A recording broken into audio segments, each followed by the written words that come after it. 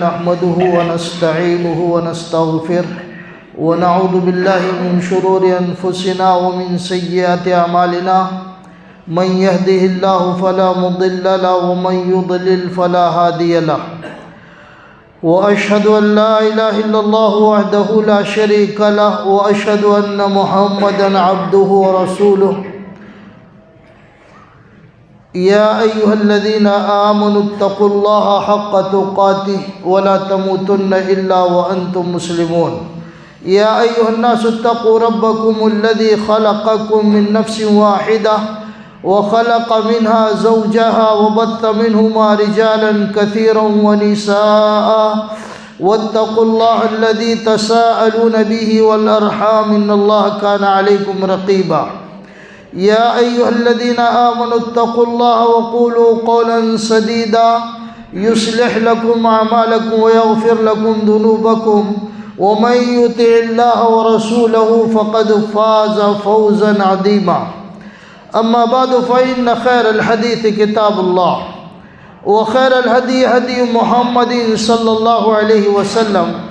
وشر الأمور محدثاتها وكل محدثة بدعة وكل بدعة ضلالة وكل ضلالة في النار أعوذ بالله السميع العليم من الشيطان الرجيم من همزه ونفخه ونفثه بسم الله الرحمن الرحيم يوم نقول لجهنم هل امتلأت وتقول هل من مزيد وأزلفت الجنة للمتقين غير بعيد هذا ما توعدون لكل أواب حفيظ من خشي الرحمن بالغيب وجاء بقلب منيب ادخلوها بسلام ذلك يوم الخلود لهم ما يشاءون فيها ولدينا مزيد وكما أهلكنا قبلهم من قرن هم أشد منهم بطشا فنقبوا في البلاد هل من محيص وقال تعالى في موضع آخر بسم الله الرحمن الرحيم وَنُنَزِّلُ مِنَ الْقُرْآنِ مَا هُوَ شِفَاءٌ وَرَحْمَةٌ لِّلْمُؤْمِنِينَ اللہ کے لیے ہر قسم کی حمد و ثنا ہے جو اس عظیم ترین کائنات کا اکیلا خالق ہے، اکیلا مالک ہے، اکیلا پالنہار ہے اور اکیلا ہی اس کائنات کو چلاتا ہے، اس کا کوئی ساجی اور اس کا کوئی شریک نہیں۔ اس کی حمد و ثنا کے بعد اس کے نبی آخر محمد الرسول اللہ صلی اللہ علیہ وسلم پر درود و سلام اللہم صلی علی محمد وعلی آل محمد کما صلیت علی ابراہیم وعلی آل ابراہیم انک حمید مجید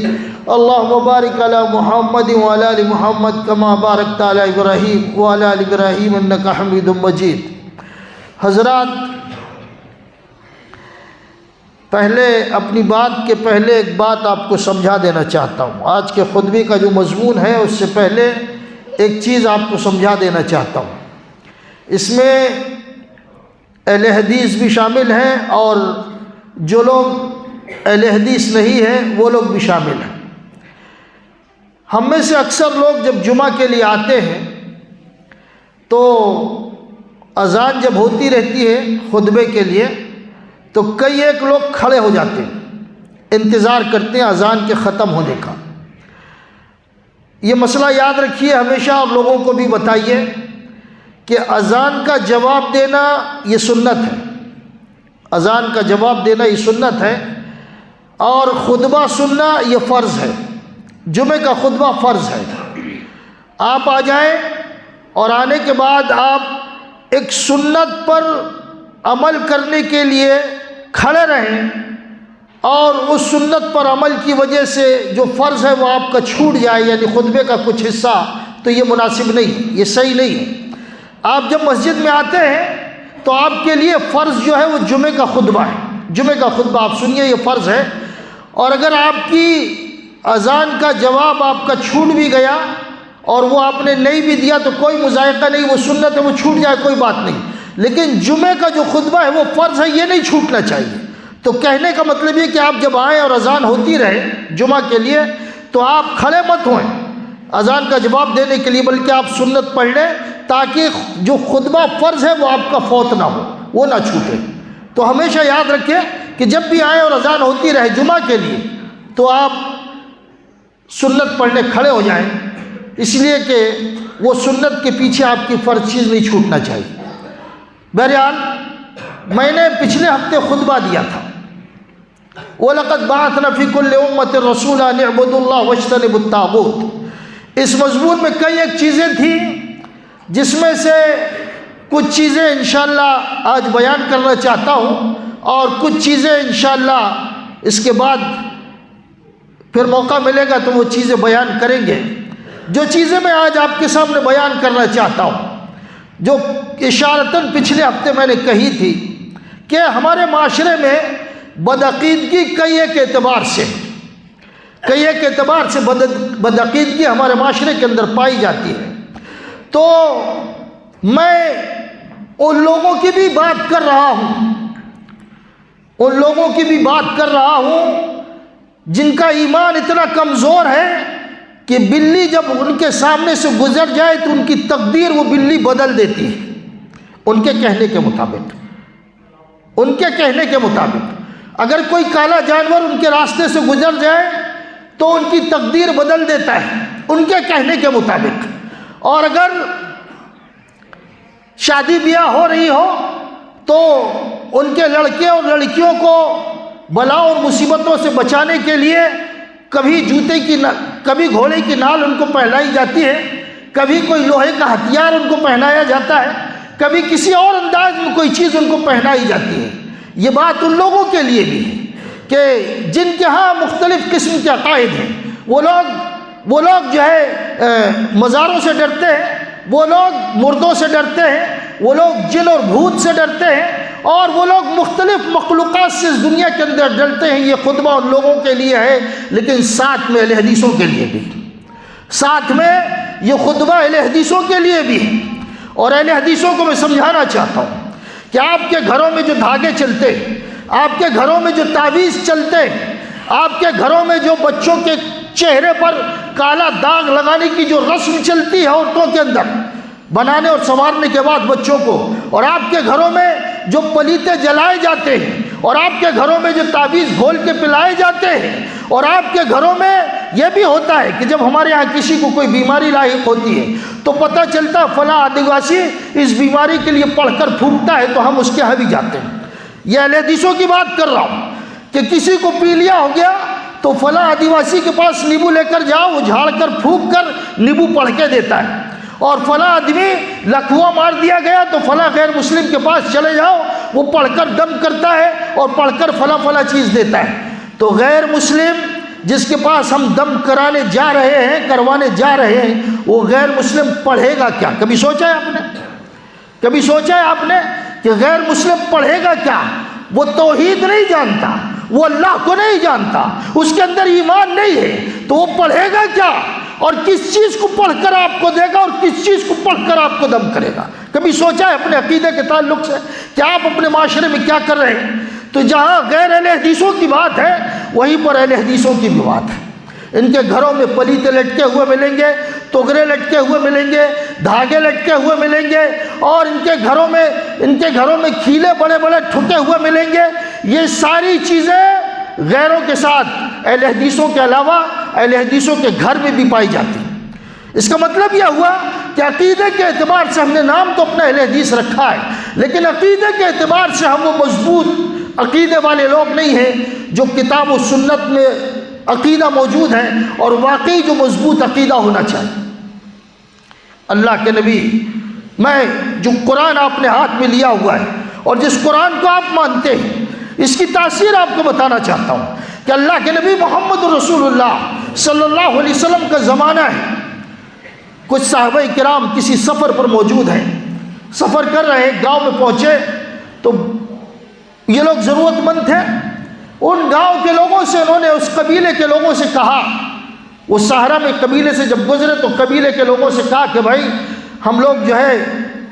بھوکے ہیں، ہماری مہمان نوازی کر دو، ہمیں کچھ کھلا پلا دو۔ تو اس قبیلے کے لوگوں نے وہ جو چند صحابہ تھے ان کو کچھ کھلایا پلایا نہیں، ان کی مہمان نوازی کرنے سے انکار کر دیا۔ یہ لوگ ایک جگہ پڑاؤ ڈالے ہوئے تھے۔ کچھ وقفے کے بعد اس قبیلے میں سے جس قبیلے سے مہمان نوازی کی درخواست کی تھی صحابہ کرام نے، اس قبیلے میں سے ایک آدمی دوڑتا ہوا آیا۔ حضرت ابو سعید خدری اس حدیث کے راوی ہیں، بخاری کی حدیث ہے۔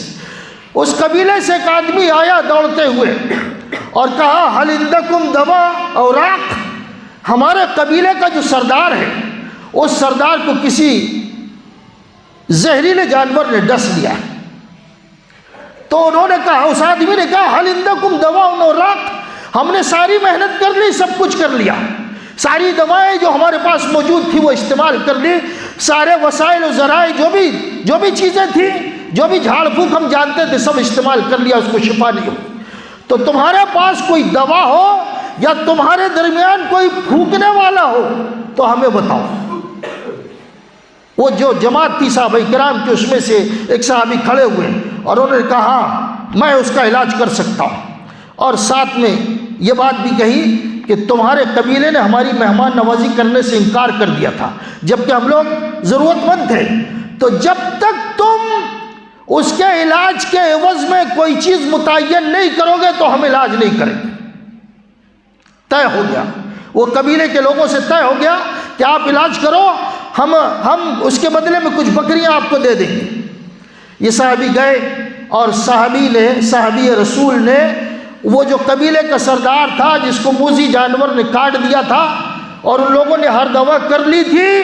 اس کے بعد بھی شفا نہیں ہوئی تھی، اور جو کچھ وہ جانتے تھے ساری جھاڑ پھونک کر لی تھی، اس کے بعد بھی اس کو شفا نہیں ہوئی تھی، تو یہ صحابی پہنچے اور جب معاملہ طے ہو گیا کہ شفا ہونے کے بعد تم ہمیں کچھ بکریاں دو گے، تو یہ صحابی رسول اس قبیلے کے سردار کو سورہ فاتحہ پڑھ کے دم کرتے ہیں۔ بہت ساری تفصیل ہے، کئی ایک حدیث میں تفصیل ہے، کسی نے کہا کہ سورہ فاتحہ پڑھی اور اپنا لعاب جو ہے اس کی زہر کی جگہ میں لگایا، اور بعض حدیث میں کہ سورہ فاتحہ پڑھ کے اس کو دم کیا، سورہ فاتحہ پڑھ کے دم کیا، یہ بخاری کی حدیث ہے۔ اس آدمی کو شفا ہو گئی، وہ آدمی کو شفا ہو گئی، وہ آدمی اچھا ہو گیا، اس کو زہر سے نجات مل گئی۔ کیا پڑھنے سے؟ سورہ فاتحہ پڑھنے سے۔ جس قرآن مجید کو تم اپنے پاس پاتے ہو اور جس پر تم ایمان رکھتے ہو، اس کی پہلی سورہ ایک چھوٹی سی سورہ جس کو سورہ فاتحہ کہتے ہیں، الحمدللہ رب العالمین۔ اس کے مختلف نام ہیں، اس کا نام ایک شفا بھی ہے، سورۃ الشفا بھی ہے، کہ اللہ رب العالمین اللہ نے جو سورہ نازل کی ہے اس سورہ کے مختلف ناموں کے ساتھ اس کا نام شفا بھی ہے، یعنی اس سورہ کے اندر اللہ نے شفا رکھی ہے۔ تو جب اس آدمی کو شفا مل گئی تو قول کے مطابق، وعدے کے مطابق ان لوگوں نے کچھ بکریاں ان لوگوں کو دی، اور یہ بکری لے کر اپنی جماعت کے پاس آئے تو آپس میں ان کی گفتگو ہوئی کہ قرآن مجید پڑھ کر پھونکا ہے، اس کے عوض میں یہ بکری ملی ہے، یہ بکریاں ملی ہیں، تو اب یہ بکریاں ہمارے لیے جائز ہیں یا ناجائز ہیں؟ تو جو آدمی گئے تھے پڑھنے کے لیے پھونکنے، انہوں نے کہا ٹھیک ہے، ان کو ہم رکھتے ہیں، ہمارے نبی کے پاس پہنچیں گے اور نبی سے مسئلہ پوچھیں گے، اور پھر نبی سے مسئلہ پوچھنے کے بعد جو بات ہوگی اس پر عمل کریں گے۔ یہ مدینہ پہنچے، سارے لوگ، وہ بکریاں بھی ساتھ میں تھیں، اور اللہ کے نبی کو پورا قصہ سنایا۔ پورا قصہ جب سنایا اللہ کے نبی صلی اللہ علیہ وسلم کو، تو اللہ کے نبی نے فرمایا کہ یہ جو بکریاں ہیں ان بکریوں کو تم آپس میں تقسیم کر لو اور اس میں میرا بھی حصہ لگاؤ، ان بکریوں کو آپس میں تقسیم کر لو اور میرا بھی حصہ لگاؤ۔ اللہ کے نبی صلی اللہ علیہ وسلم نے سورہ فاتحہ پڑھنے والے کو پوچھا بھی کہ تم کو کیسے معلوم کہ یہ شفا ہے؟ تو انہوں نے کہا اللہ کے رسول صلی اللہ علیہ وسلم یہ اللہ کا کلام ہے اور میں نے اس کو پڑھ کر دم کیا اس امید سے کہ اللہ شفا دے گا۔ تو اللہ کے نبی نے اور بھی دیگر باتیں سمجھائیں، لیکن اس موقع پر اللہ کے نبی صلی اللہ علیہ وسلم کو اللہ کے نبی نے یہ بھی بتایا کہ یہ جو سورہ ہے سورہ شفا ہے، اس کے اندر اللہ نے شفا بھی رکھی ہے۔ سورہ فاتحہ کے اندر جو قرآن آپ اپنے ہاتھ میں لیے ہوئے، یہ قرآن مجید سراپا شفا ہے سارے لوگوں کے لیے، اس کے دل کے امراض کی بھی شفا ہے اور ظاہری بیماریوں کے لیے بھی شفا ہے۔ یہ نہیں کہتا میں، جیسا مفسرین نے قول کہا کہ پورا قرآن شفا ہے، بہت ساری چیزیں اس کے اندر، بہت ساری چیزیں ایسی ہیں جو اللہ نے مختلف امراض کے لیے اس کے اندر شفا رکھی ہے، مختلف بلا اور مصیبتوں چھٹکارے کے لیے اللہ نے اس کے اندر شفا رکھی ہے۔ تو میرے بھائیوں، یہ غیروں کے پاس جو آپ جاتے ہیں، غیر مسلموں کے پاس، اور جو چیزیں آپ پڑھا کے پھکاتے ہیں، یہ غیر مسلم جو شرک کرتے ہیں یہ آپ کو کیا پڑھ کے دم کرتے کبھی محسوس کیا ہے؟ کبھی اس کے بارے میں سوچا ہے کہ آپ کر کیا رہے ہیں، جبکہ آپ کے پاس وہ کتاب موجود ہے جس کو اللہ رب العالمین نے شفا بھی کہا ہے۔ جہاں یہ ہدایت ہے، رحمت ہے، یہاں یہ نور ہے، وہاں یہ شفا بھی ہے، اور اس میں شفا بھی اللہ رب العالمین نے رکھی ہے۔ تو میرے بھائیوں، اللہ تبارک و تعالی نے فرمایا وَنُنَزِّلُ مِنَ الْقُرْآنِ مَا هُوَ شِفَاءٌ، ہم نے قرآن مجید میں بعض چیزیں ایسی بھی رکھی ہیں، من القرآن جو کہا اللہ نے کہ بعض چیزیں قرآن میں ایسی بھی ہیں جو تمہارے لیے سراپا شفا ہے، سراپا شفا ہے، اس کو یقین کے ساتھ پڑھ کے دم کرو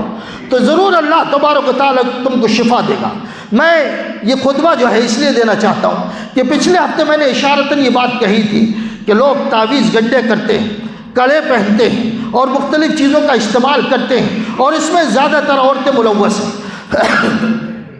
اس میں بہت ساری عورتیں ملوث ہیں، اور ہندوستان میں اور اس کے اطراف و اکناف کے جو ممالک ہیں ان کے اندر تو آپ عجیب و غریب چیزیں دیکھیں گے، عجیب و غریب چیزیں دیکھیں گے۔ کہیں کسی مزار میں جو ہے جوتا لٹکایا جاتا ہے، کسی مزار میں شلوار لٹکائی جاتی ہے، کسی مزار میں کوئی گنڈا لٹکایا جاتا ہے۔ اس طرح کے عقیدے ہیں لوگوں کے، اس طرح کے لوگوں کے عقائد ہیں، اور یہ تعویذ گنڈا تو بڑی عام بات ہے۔ اس سلسلے میں آپ کو سمجھانا چاہتا ہوں کہ قرآن جو ہے اللہ رب العالمین نے کہا ہے کہ ہم نے قرآن کو تمہارے لیے شفا بنایا، تمہارے امراض کے لیے، دل کے امراض کے لیے بھی اور تمہاری ظاہری بیماریوں کے لیے بھی، بہت سی چیزوں کے لیے قرآن مجید کی مختلف آیات کے اندر اللہ نے شفا رکھی۔ اور دوسرے مقام پر اللہ نے کہا یا ایھا الناس قد جاءتکم موعظۃ من ربکم وشفاء لما فی الصدور، تمہارے پاس ایک زبردست نصیحت اللہ کی طرف سے آئی ہے، اور یہ جو نصیحت جس کو قرآن کہتے ہیں یہ تمہارے دلوں کے امراض کے لیے شفا بھی ہے اور ہدایت بھی ہے، اور اللہ کی طرف سے یہ رحمت بھی ہے، اس کے اندر ہدایت بھی ہے مومنوں کے لیے اور رحمت بھی ہے۔ تو یہ قرآن مجید سراپا شفا ہے، اس کو ہم کو معلوم کرنا چاہیے۔ اور جو آیتیں ہیں بہت مخصوص آیتیں، بعض امراض کے لیے یا بعض چیزوں کے لیے، سوتے وقت پڑھنے کے لیے، صبح شام پڑھنے کے لیے، اور مختلف اوقات میں پڑھنے کے لیے۔ میرا جو مقصد ہے، جو سمجھانا ہے، وہ یہ ہے کہ اس کائنات کے اندر جو نقطہ آپ کو سمجھانا چاہتا ہوں، اس کائنات کے اندر نفع اور نقصان کی کوئی تاثیر کسی بھی چیز کے اندر نہیں ہے، اور کسی شخصیت کے اندر یہ ملکہ نہیں ہے، چاہے وہ مردہ ہو چاہے زندہ ہو۔ نفع اور نقصان یہ طاقت یہ تاثیر کسی چیز کے اندر نہیں، اور چاہے وہ چیز بے جان چیز ہو یا جاندار چیز ہو، کسی کے اندر بھی کوئی طاقت اور کوئی قوت نہیں، کوئی تاثیر نہیں۔ جیسے کہ پچھلے ہفتے میں نے حدیث سنائی تھی کہ لو ان الامہ لو اجتمع، اگر پوری کی پوری امت مل کر کسی کو ذرہ برابر نفع دینا چاہے تو نہیں دے سکتی، اور اگر نقصان پہنچانا چاہے تو نہیں پہنچا سکتی۔ اللہ کے نبی محمد رسول اللہ صلی اللہ علیہ وسلم کو خطاب کرتے ہوئے اللہ رب العالمین نے فرمایا وَلَئِن سَأَلْتَهُم مَّنْ خَلَقَ السَّمَاوَاتِ وَالْأَرْضَ، اگر آپ ان سے پوچھیں گے زمین اور آسمان کا پیدا کرنے والا کون ہے تو لَيَقُولُنَّ اللَّهُ، یہ لوگ کہیں گے اللہ رب العالمین پیدا کرنے والا، زمین اور آسمان کو پیدا کرنے والا اللہ رب العالمین، پوری کائنات کو پیدا کرنے والا اللہ تبارک و تعالی ہے۔ اور جانتے ہو کہ اس کائنات کو پیدا کرنے سے 50,000 سال پہلے اللہ تبارک و تعالی نے اپنی مخلوق کی تقدیر کو لکھ دیا تھا، اور اس کا عرش اس وقت پانی پر تھا۔ 50,000 سال پہلے اللہ نے اس کائنات کی تقدیر لکھ دی تھی۔ اللہ تبارک و تعالیٰ کو اس کائنات کے اندر کیا ہونا ہے، کیا ہونے والا ہے، کیا نفع ہوگا، کیا نقصان ہوگا، یہ ساری چیزیں اللہ رب العالمین کے علم میں ہیں۔ تو اللہ تبارک و تعالیٰ زمین اور آسمان کا پیدا کرنے والا ہے، باریک سے باریک چیز اور بڑی سے بڑی چیز۔ یہ ملکہ اور یہ طاقت کسی اور کے اندر نہیں ہے، اور اس میں اللہ کا کوئی ساجی اور کوئی شریک نہیں ہے۔ آگے اللہ رب العالمین نے فرمایا افرأیتم ما تدعون من دون اللہ، تمہارا کیا خیال ہے جن کو تم اللہ کے علاوہ پکارتے ہو؟ ان ارادنی اللہ بضر هل هن کاشفات ضر،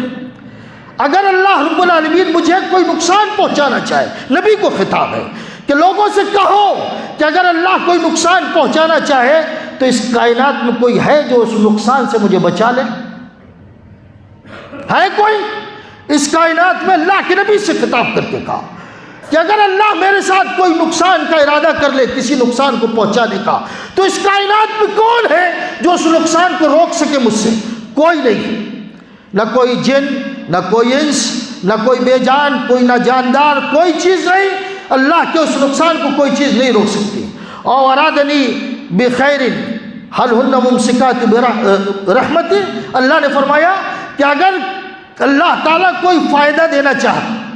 کوئی خیر کا معاملہ اللہ میرے ساتھ کرنا چاہے، تو اس کائنات میں کوئی ہے جو اس خیر کو مجھ سے روک لے؟ قرآن کہتا ہے، قرآن کہتا ہے لوگوں کو کہو کہ اس کائنات میں نفع اور نقصان کا جو بھی مالک ہے وہ صرف اللہ ہے۔ کسی چیز کے اندر یہ تاثیر نہیں، یہ قوت نہیں، یہ طاقت کسی چیز کے اندر نہیں کہ کوئی نفع اور نقصان کسی کو پہنچا سکے۔ اہل حدیثوں، غیروں کے ساتھ اپنے عقیدے کی اصلاح کرو، اپنے عقیدے کی اصلاح کرو۔ کوئی چیز نفع اور نقصان کے مالک نہیں، چاہے شادیوں میں جب بنتے اور سنورتے ہو، گھوڑے کی نال لگاتے ہو تب بھی، یا کوئی لوہا اپنے بدن میں چپکاتے ہو تب بھی، یا کوئی نظر لگی ہو تب بھی، کوئی مصیبت آئی ہو تب بھی، کوئی کاروباری مسئلہ ہو تب بھی، کوئی آپ کی بیماری ہو تب بھی، جو بھی چیز، جو بھی نقصان ہے، اللہ رب العالمین کے علاوہ کوئی اس کو دور نہیں کر سکتا۔ اور کوئی فائدہ اگر پہنچنے والا ہے تو رب کائنات کے علاوہ کوئی اس کو روکنے والا نہیں، اگر اللہ تعالیٰ کسی فائدہ کا ارادہ کر لے۔ دوسرے مقام پر اللہ نے کہا وَيَمْسَسْكَ اللَّهُ بِضُرٍّ فَلَا كَاشِفَ لَهُ إِلَّا هُوَ، اے نبی لوگوں کے درمیان یہ اعلان کرو کہ اگر اللہ رب العالمین، اللہ تبارک و تعالیٰ کوئی مصیبت، کوئی نقصان اگر پہنچانا چاہے تو کوئی اس کو روک نہیں سکتا، اور اگر اللہ رب العالمین کوئی فائدہ دینا چاہے تو کوئی اس فائدے کو روک نہیں سکتا، کسی مصیبت کو کوئی ٹال نہیں سکتا، کسی فائدے کو کوئی روک نہیں سکتا جو اللہ کی طرف سے ہے۔ اللہ تبارک و تعالیٰ اپنے فضل سے اپنے بندوں میں سے جس کو چاہتا ہے نوازتا ہے، وہ بڑا مہربان ہے، رحم کرنے والا ہے، بخشنے والا ہے۔ تو ان مقامات پر اللہ نے نبی کو خطاب کر کے کہا کہ پوری کائنات کے لوگوں کو سمجھا دو کہ نفع اور نقصان کا مالک اللہ رب العالمین ہے۔ اب جو مسئلہ میں آپ کو سمجھانا چاہتا ہوں، بہت باریکی سے اس مسئلے کو یاد رکھیں اور لوگوں کو بھی بتائیں۔ اللہ کے نبی محمد رسول اللہ صلی اللہ علیہ وسلم تشریف فرمائے، حضرت عقبہ بن عامر رضی اللہ عنہ حدیث کے راوی ہیں۔ میری ماں اور بہنوں کو بھی یہ چیز بہت اچھی طرح یاد ہونی چاہیے، اور اس کو ہمیشہ یاد رکھ کر دوسرے لوگوں کی بھی اصلاح کرنی چاہیے۔ اللہ کے نبی صلی اللہ علیہ وسلم کی جماعت، اللہ کے نبی تشریف فرمائے تو حضرت عقبہ بن عامر رضی اللہ عنہ حدیث کے راوی فرماتے ہیں کہ جاء فی رکب عشرہ، ایک قافلہ آیا اللہ کے نبی صلی اللہ علیہ وسلم کی خدمت میں۔ تو اللہ کے نبی صلی اللہ علیہ وسلم کی خدمت میں جب وہ قافلہ آیا تو اللہ کے نبی صلی اللہ علیہ وسلم نے اس قافلے کے 10 لوگوں میں سے 9 لوگوں سے بیعت کی۔ فبایع رسول اللہ صلی اللہ علیہ وسلم 9، 9 لوگوں سے اللہ کے نبی نے بیعت کی، اور ایک آدمی سے فامسک عن رجل منہم، ایک آدمی سے آپ نے بیعت نہیں کی، اپنا ہاتھ روک کے رکھا۔ قالوا فما شانو، لوگوں نے سوال کیا، وہ قافلے کے لوگوں نے بھی اور جو لوگ موجود تھے انہوں نے بھی سوال کیا اللہ کے نبی صلی اللہ علیہ وسلم سے کہ اللہ کے رسول کیا معاملہ ہے، ما شانو، کیا بات ہے کہ آپ نے 9 لوگوں سے بیعت کی، اس آدمی سے بیعت نہیں کی؟ تو اللہ کے نبی صلی اللہ علیہ وسلم نے ارشاد فرمایا کہ فی عضدہ طبیبہ، فی عضدہ طبیبہ، اور تو یاد رکھو، اور تم بھی یاد رکھو مسلمانوں، تم بھی یاد رکھو۔ اللہ کے نبی نے کہا کہ میں نے اس آدمی سے 10 میں سے ایک آدمی سے بیعت اس لیے نہیں کی کہ فی عضدہ تمیمہ، اس کے بغل میں تعویذ لٹکا ہے۔ کیا کہا؟ کہ اس کے بغل میں تعویذ لٹکا ہے، فی عضدہ تمیمہ۔ تو اس آدمی نے جیسے ہی سنا کہ اللہ کے نبی فرما رہے ہیں کہ اس کے بازو میں بغل میں تعویذ لٹکا ہے، اس لیے میں نے اس سے بیعت نہیں کی، تو فقطع الرجل التمیمہ، اس آدمی نے فوراً وہ تعویذ کاٹ دی۔ فبایعہ رسول اللہ صلی اللہ علیہ وسلم، جیسے اس نے تعویذ کاٹا تو اللہ کے نبی نے اس سے بیعت کر لی۔ اور حدیث یہاں پر ختم نہیں ہوئی۔ یاد رکھنے والی بات جو ہے، جو آپ کو سمجھانا چاہتا ہوں، میری ماں اور بہنوں کو بھی عقیدے کے اعتبار سے، اور آپ کو بھی سمجھانا چاہتا ہوں، اللہ کے نبی نے یہیں پر بس نہیں کی، بیعت تو اس سے کر لی، پھر اس کے بعد آپ نے ارشاد فرمایا من علق فقد اشرک، جو جملے آپ نے کہے من علق فقد اشرک، بعد حدیثوں کے اندر ہے من علق شیئا فقد اشرک، جس نے کوئی چیز لٹکائی، چاہے پیر میں لٹکائی، چاہے کمر میں لٹکائی، چاہے جان میں لٹکائی، چاہے سینے میں لٹکائی، چاہے گلے میں لٹکائی، چاہے بازو میں لٹکائی، جہاں کہیں بھی جس کسی نے کوئی چیز لٹکائی، فقد اشرک، تو اللہ کے نبی نے فرمایا اس نے شرک کیا۔ بہت بڑا گناہ ہے، عظیم ترین گناہ ہے۔ آپ لوگ جو ہے اس کی باریکیوں کو سمجھتے نہیں ہو اور کہیں سے بھی کچھ بھی اٹھا کے لاتے ہو اور لٹکا دیتے ہو، گھروں میں بھی لٹکاتے ہو اور اپنے بچوں کو اور اپنے آپ پہ بھی لٹکاتے ہو۔ اللہ کے نبی نے تعویذ کہا، یہ تعویذ پہنا ہے اس نے اپنے بغل میں، اس لیے اس سے میں نے بیعت نہیں کی۔ جب اس نے تعویذ توڑ کر کاٹ کر پھینک دی تو آپ نے بیعت کی اس سے اور یہ کہا کہ جس آدمی نے کوئی چیز لٹکائی اس نے شرک کیا۔ کوئی چیز، کوئی بھی چیز لٹکائی غلط عقیدے کے ساتھ، اس نے شرک کیا۔ یہ اللہ کے نبی محمد الرسول اللہ صلی اللہ علیہ وسلم کا فرمان ہے۔ اور ایک اور حدیث سنو، اللہ کے نبی صلی اللہ علیہ وسلم تشریف فرمائے، حضرت عمران بن حسین رضی اللہ عنہ، ان النبی صلی اللہ علیہ وسلم رأى رجلا فی یدہ حلقة من صفر۔ اللہ کے نبی صلی اللہ علیہ وسلم موجود ہیں، ایک آدمی آیا، اللہ کے نبی صلی اللہ علیہ وسلم نے پیلے کلر کا کڑا، نوجوانوں شان میں پہنتے ہو، تقلید میں پہنتے ہو، بدعقیدگی کے ساتھ پہنتے ہو، جو بھی چیز تم لٹکاتے ہو کہ یہ چیز تم کو بلا سے، مصیبت سے، آفت سے، جن سے، بھوت سے، بیماری سے بچا لے گی، تم کو سمجھانا چاہتا ہوں کہ اللہ کے نبی نے جب اس آدمی کے ہاتھ میں کڑا دیکھا، پیلے کلر کا کڑا دیکھا، تو اللہ کے نبی صلی اللہ علیہ وسلم فرمایا ما هذه الحلقہ، یہ کڑا کائے کا ہے؟ تو اس نے کہا من الواہنہ، ایک بیماری ہوتی ہے، یہ بازو سے لے کر ہاتھ تک بیماری ہوتی ہے، ایک درد ہوتا ہے، ایک بیماری ہے بازو میں ہوتی ہے۔ تو اس نے کہا کہ اللہ کے نبی وہ بیماری کی وجہ سے میں نے یہ حلقہ، یہ کڑا پہنا ہے۔ تو اللہ کے نبی محمد الرسول اللہ صلی اللہ علیہ وسلم نے ارشاد فرمایا انزعها فإنها لا تزيدك إلا وهنا، جس کمزوری کے علاج کے لیے تم نے یہ کڑا پہنا ہے، اس کڑے کو تم اتار دو، اس لیے کہ یہ کڑا جب تم پہنے رہو گے تو جو بیماری ہے وہ بیماری میں اور اضافہ ہوگا، کمی نہیں ہوگی۔ مجھے بتاؤ کہ آج تک کس تعویذ سے آپ کو فائدہ ہوا ہے، کس کڑے سے آپ کو فائدہ ہوا ہے، اور کس تعویذ کو گھول کے پینے سے آپ کو فائدہ ہوا ہے؟ قرآن کے علاوہ قرآن کے پڑھ کے پھونکنے، دم کرنے، یا اس کو اپنے آپ پہ دم کرنے، یا اپنے بچوں پہ، یا اپنے آپ کے لیے پڑھنے، اس کے علاوہ کون سی چیز ہے جس میں آپ کو فائدہ ہوا؟ نبی کہتے ہیں کہ جو کڑا تم نے جس بیماری کے لیے پہنا ہے، اس کڑے سے بیماری میں اضافہ ہی ہوگا، فائدہ نہیں ہوگا۔ لا تزیدک الا وہنا، فائدہ نہیں ہوگا، صرف نقصان ہوگا۔ پھر آگے آپ نے ایک دوسری حدیث میں ارشاد فرمایا لو مت وہی علیک ما افلحت ابدا۔ یاد رکھو مسلمانوں، اللہ کے نبی نے اس موقع پر اس آدمی اور دیگر صحابہ کے سامنے کہا کہ یہ کڑا تمہارے ہاتھ میں ہے، اور اسی حال میں اگر تمہاری موت آ جائے تو تمہیں کامیابی کبھی نصیب نہیں ہوگی۔ شرک پر تم مرے ہو، شرک پر مرے ہو، تمہارا عقیدہ اس کڑے کے ساتھ جڑا ہوا ہے رب کائنات سے ہٹ کر، تو اس کڑے کے ساتھ جب تمہاری موت ہوگی تو تمہیں کامیابی کبھی نصیب نہیں ہوگی۔ میری ماں اور بہنوں، دھاگا لٹکانے والیوں، کالے تلک لگانے والیوں، اور اپنے بچوں پہ تعویذ لٹکانے والی اور کڑے پہنانے والی، چاہے دنیا کے کسی بھی ہستی کا پڑا ہوا کیوں نہ ہو، کسی بھی ہستی کی مزار کا کیوں نہ ہو، اور کسی کا بھی دیا ہوا کیوں نہ ہو، میں تم کو سمجھانا چاہتا ہوں کہ اللہ کے نبی نے فرمایا کہ یہ چیزیں صرف نقصان پہنچاتی ہیں۔ ایک اور حدیث سنو، اللہ کے نبی صلی اللہ علیہ وسلم نے ارشاد فرمایا، بہت بہترین حدیث آپ کو سمجھانا چاہتا ہوں۔ اللہ کے نبی صلی اللہ علیہ وسلم، حضرت عقبہ بن عامر رضی اللہ عنہ جو پہلی حدیث کے راوی تھے وہ بھی اس حدیث کے راوی، عقبہ بن عامر رضی اللہ عنہ فرماتے ہیں اللہ کے نبی صلی اللہ علیہ وسلم نے ارشاد فرمایا من تعلق تمیمۃ فلا اتم اللہ لہ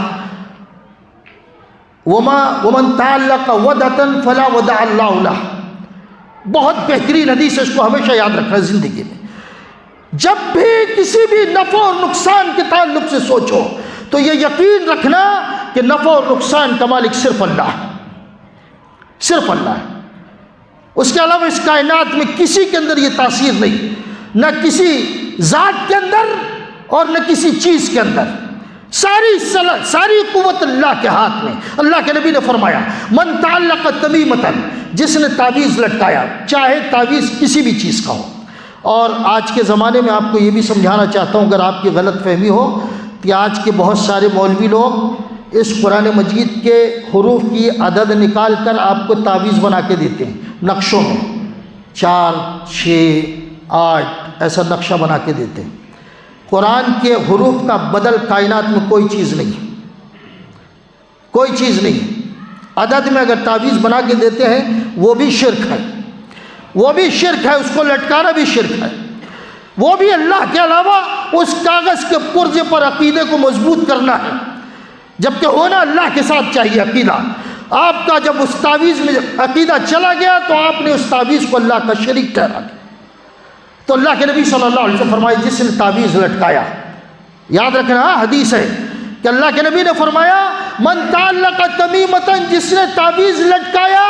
فلا تم اللہ لہ، یہ نبی کی بد دعا ہے۔ یہ جملے یاد رکھو، اللہ کے نبی نے بد دعا دی کہ جس نے جس مقصد کے لیے جو تعویذ لٹکایا اللہ اس مقصد میں کبھی اس کو کامیابی نہ دے۔ جملے حدیث کے فلا تم اللہ، اللہ رب العالمین اس تعویذ میں کبھی شفا نہ دے، کبھی اللہ اس کے مقصد کو پورا نہ کرے۔ ومن تعلق ودعۃ، دوسرا جملہ ہے اللہ کے نبی نے فرمایا جس نے کوئی وداع لٹکایا۔ اس میں سے جو لوگ ہیں بچے ہیں شاید وہ نہ جانتے ہوں، سمندر میں سے یا ندیوں میں سے ایک چیز نکلتی سفید کلر کی جس کو ہم کوڑی کہتے ہیں، کوڑی شاید جانتے ہیں آپ لوگ، کوڑی کہتے ہیں۔ ودعتن کی تفسیر تشریح محدثین نے کی کہ کوڑی، بہت سارے لوگ جو ہے اپنے بچوں کو کوڑی دھاگے میں پرا کے پہناتے تھے پہلے بھی، آج بھی عمل ہے۔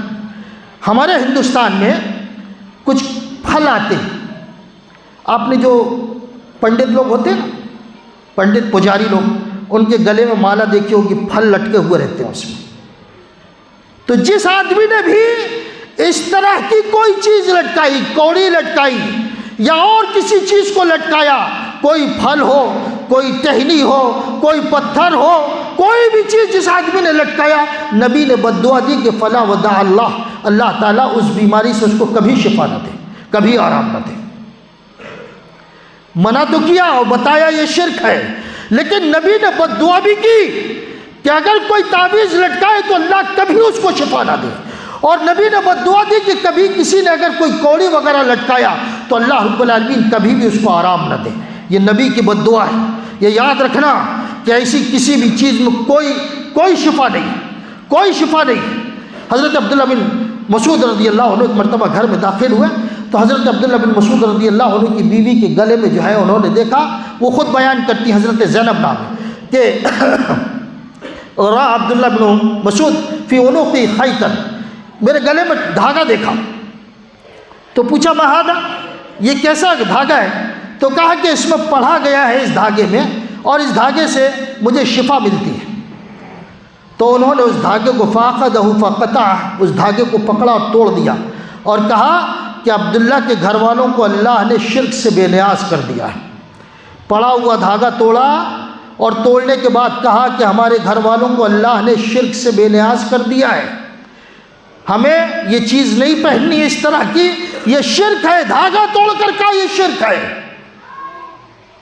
اور اس کے بعد کہا سمعت رسول اللہ صلی اللہ علیہ وسلم ان الرقى والتمائم والتوالة شرک، رقیہ جب کوئی آدمی قرآن کے علاوہ کوئی اور چیز شرکیہ چیز پڑھ کے دم کرے تو یہ شرک ہے۔ آپ جو غیر مسلموں کے پاس جاتے ہو نا پڑھا کے پھکانے کے لیے، پی لیے میں یا پھر لکھوا مار دیتا ہے یا اور بھی چیزیں، آپ غیر مسلموں کے پاس جاتے ہو نا، تو ان الرقیٰ، وہ جو لوگ پڑھتے ہیں وہ غیر اللہ کے الفاظ ہیں، وہ قرآن کے آدیواسی غیر مسلم کیا پڑھیں؟ تو اللہ کے نبی نے فرمایا کہ غیر اللہ کا نام لے کر جو چیز پڑھی جائے وہ شرک ہے۔ اور پھر فرمایا وہ تمائم، اور جو تعویذ گنڈے ہیں یہ بھی شرک ہے۔ پھر آگے ارشاد فرمایا وَالتِّوَلَةَ شِرْكٌ، تیولہ جانتے ہیں کیا ہوتا ہے؟ تیولہ جانتے ہیں کیا ہوتا ہے؟ آج بھی آپ کے ہاں پنڈے موجود ہیں، آپ کے ہاں پنڈے لوگ موجود ہیں آپ کے ہاں. کوئی دھاگا پڑھ کر دیتا ہے، کوئی رسی پڑھ کر دیتا ہے، کوئی ناریل پڑھ کے دیتا ہے، کوئی کچھ پڑھ کر دیتا ہے، کوئی کچھ پڑھ کر دیتا ہے. تیولہ کہتے ہیں کہ میاں بیوی کے درمیان اختلاف ہو جائے تو ان کے اختلاف کو دور کرنے کے لیے کوئی چیز پڑھ کر دینا تاکہ ان کے اندر محبت پیدا ہو جائے، اس کے اندر دونوں کے اندر محبت پیدا ہو جائے. تو یہ جو چیز پڑھی جاتی ہے، یہ پڑھی جانے والی چیز قرآن نہیں ہوتا، بلکہ اس کے علاوہ کوئی اور چیز ہوتی ہے. یہ پنڈے جو پڑھ کے دیتے ہیں، یہ بابا لوگ جو پڑھ کے دیتے ہیں، یا اس طرح کے جو لوگ پڑھ کے دیتے ہیں، یہ تیولہ ہے، یہ بھی شرک ہے، یہ بھی شرک ہے. ایسے کوئی مسائل ہونا تو کبھی اٹھو رات کے تیسرے پہر میں، رات کے 2 بجے اور 2:30 بجے اور 3 بجے اٹھو، رب کی بارگاہ میں کھڑے ہو اور دعا مانگو، دیکھو قبول ہوتی ہے کہ نہیں ہوتی، آپ کے مسئلے حل ہوتے ہیں کہ نہیں ہوتے. کبھی کر کے تو دیکھو، جو شریعت تم کو کہتی ہے وہ کر کے تو دیکھو، وہ چیز اپنا کے تو دیکھو.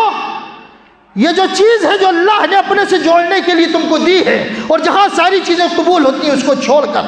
تم یہ غیر اللہ کے پاس جا کر غیر اللہ کے نام کی چیز میں سمجھتے ہو کہ اسی میں سب کچھ ہے. یہ کبھی ریت پڑھ کے دیتے ہیں، کبھی کاغذ پڑھ کے دیتے ہیں، کبھی کچھ پڑھ کے دیتے ہیں، کبھی کچھ پڑھ کے دیتے ہیں، کبھی میاں بیوی کے پیر کی مٹی منگاتے ہیں، اس کو پڑھ کے دیتے ہیں. یہ ساری چیزیں شرک ہے، یہ ساری چیزیں شرک ہے. میری ماں اور بہنوں یاد رکھو، اللہ کے نبی نے فرمایا کہ یہ ساری چیزیں شرک ہے اللہ کی ذات کے ساتھ. اور ایک اور چیز، آخری چیز یاد رکھو، اللہ کے نبی صلی اللہ عبداللہ الجوہنی رضی اللہ عنہ حدیث کے راوی ہیں، اللہ کے نبی محمد رسول اللہ صلی اللہ علیہ وسلم نے ارشاد فرمایا، یہ یاد رکھو، من تعلق وکیل الیہ، جو آدمی جس مقصد سے کوئی بھی چیز اپنے جسم میں لٹکاتا ہے، گھر میں لٹکاتا ہے، کسی بھی جگہ کوئی بھی چیز، اپنی گاڑی میں، اپنے مکان میں، اپنے جسم کے اوپر کوئی بھی چیز کوئی آدمی اگر لٹکاتا ہے تو اللہ رب العالمین اس آدمی کو اسی کے حوالے کر دیتا ہے، اسی کے حوالے کر دیتا ہے. کیا کہا اللہ کے نبی نے؟ کہ اللہ تعالیٰ اسی کے حوالے کر دیتا ہے، اور وہ جو چیز ہے لٹکائی ہوئی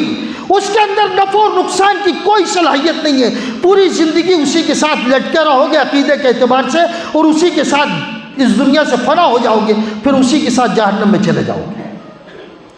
جس چیز لٹکائی جاتی ہے اللہ اسی کے حوالے کر دیتا ہے.